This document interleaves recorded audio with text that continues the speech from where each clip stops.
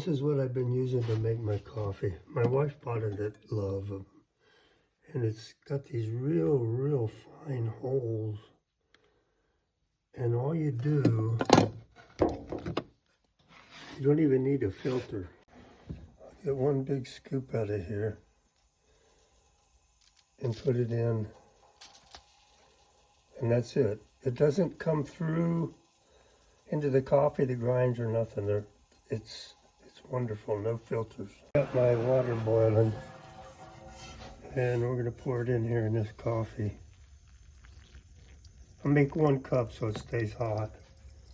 You can see how slow it drips too. My nice cup of coffee. Wonderful. I can't help you out on this. It doesn't have a name brand on it, but it's a great coffee maker. I don't need to turn a generator on or anything.